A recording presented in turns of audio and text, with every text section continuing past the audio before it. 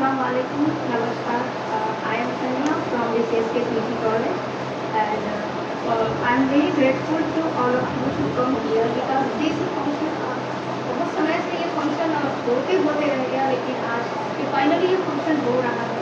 तो मैं पूरे दिल से बहुत पॉजिटिव गेस्ट को, अपने फ्रेंड्स को, सबको मैं थैंक यू कहना चाहती हूँ कि यहाँ सभी लोग आए और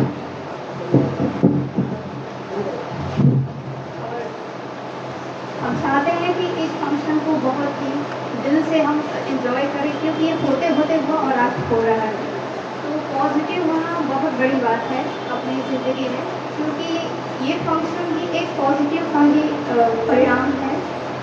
किसी सर ने सोचा होगा कि हम करते हैं और शायद ये प्रोग्राम अब हो रहा है। और मैं इसको बताना चाहूँगी कि पॉजिटिव ज़िंदगी में बहुत बड़ी चीज़ होती है, हमारे ज़िंदगी में आने वाली अधिक मुश्किलों को ख़त्म कर देती है।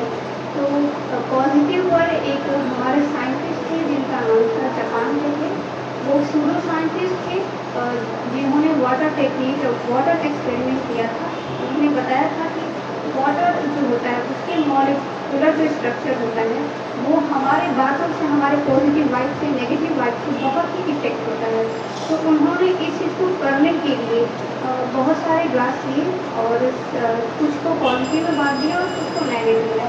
पॉजिटिव वो चीज़ें हैं जिनमें हम अपनी दुआएं देते हैं, किसी के लिए अच्छा सोचते हैं, अच्छे इमोशंस करते हैं, और नेगेटिव वो जिनका बस हम ईर्ष्या करते हैं, किसी से हम नहीं चाहते कि कोई हमसे ऊपर जा सके। तो पॉजिटिव वालों ने कुछ में इमोशंस अपने दिए, कुछ फील, कुछ म्यूजिक, कुछ थैंकफुलनेस दिए, और फिर कुछ गिलासों में ईर्ष्या भरी बुरी बातें कही, और फिर उन सभी ग्लासों को फ्रीज में रख दिया फ्रोजन होने के लिए। फ्रोजन होने के बाद फिर उन्होंने जब पहले पॉजिटिव वालों को देखा तो उसमें से जो क्रिस्टल थे उसको मेल्ट करके उन्होंने स्लाइड पे रखा, और कई गुना तक करके उसे जब देखा उन्होंने तो फिर पाया कि जो थैंकफुलनेस थी, हमारी धन्यवाद की भावना थी, चाहे ग्रेटफुल की भावना रही हो, उसके जो स्ट्रक्चर थे इतने बेहतरीन थे, ऐसा प्रतीत हो रहा था कि किसी नक्काशी ने अच्छे से नक्काशी की होगी, इतनी खूबसूरत आकृतियाँ थी। और फिर जब नेगेटिव की बारी आई, जब उन्होंने चेक किया उसको, उस पर ऐसा लग रहा था कि उन आकृतियों को मार के बिगाड़ दिया गया है, मतलब उनकी कोई आकृति ही नहीं थी। तो उन्होंने बताया ये बात, ये सिद्ध किया कि हमारे जो पॉजिटिव वाइब्रेशन होते हैं कैसे किसी भी चीज़ को इफेक्ट करते हैं, चाहे हम हो, चाहे पानी हो, चाहे हमारे घर में रखी हर एक चीज़ हो। और फिर उन्होंने इस एक्सपेरिमेंट को जारी रखा, और फिर उन्होंने माउंटेन व्यू से और जो दूषित नदियाँ थी वहाँ से पानी लेकर आए और जस्ट ऐसा ही किया।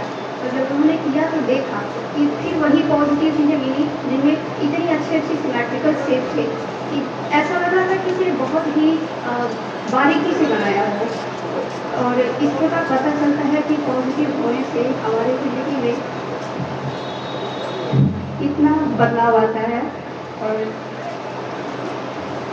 पॉजिटिव रहना ज़िंदगी का हमारा एक पहलू बनना चाहिए।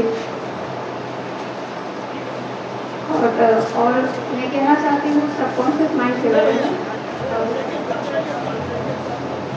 हमारा जो दिमाग होता है उसमें 5% कॉन्शियस माइंड होता है और 95% सबकॉन्शियस माइंड होता है।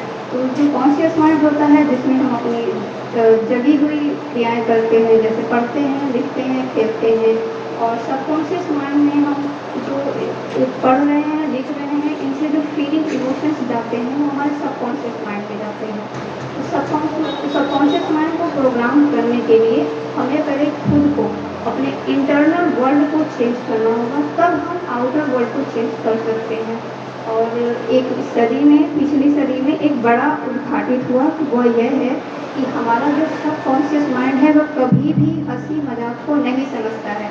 अर्थात अगर हम खुद से ये कहते हैं कि अरे ये मेरे साथ ही क्यों होता है, मैं इतना अनलकी क्यों हूँ, मतलब खुद के बारे में बहुत सारी नेगेटिव बातें, तो ये हंसी मजाक को बिल्कुल नहीं समझता है। ये बस उस पर एक्शन लेना जानता है, उस पर एक्शन लेकर फिर काम करना शुरू करता है। जैसे मैंने अगर कह दिया कि मैं, मेरे जैसा मोड़ इस दुनिया में कोई नहीं है, हमारे सामने 24 घंटे में बहुत सारी परिस्थितियाँ आती हैं जिसमें हम ये चीज़ कह देते हैं, हम ये कह के निकल जाते हैं, पर जो क्रियाएँ होती हैं हमारे दिमाग के अंदर होती हैं। अब हमारे पिछले पास्ट में जितनी सारी हमसे गलतियाँ हुई है, वही सबकॉन्शियस माइंड वो सब क्रियाओं को लेकर अब हमारे सामने ये साबित कर देगा कि हम वास्तव में मूर्ख हैं। ये चीज़ें कई बार रिपीट करने के बाद होती है, तो हमें समझना चाहिए कि हम अपने बारे में कम से कम गलत ना बोलें, क्योंकि बाहर का वर्ल्ड तब बदलेगा जब पहले हम बदलेंगे।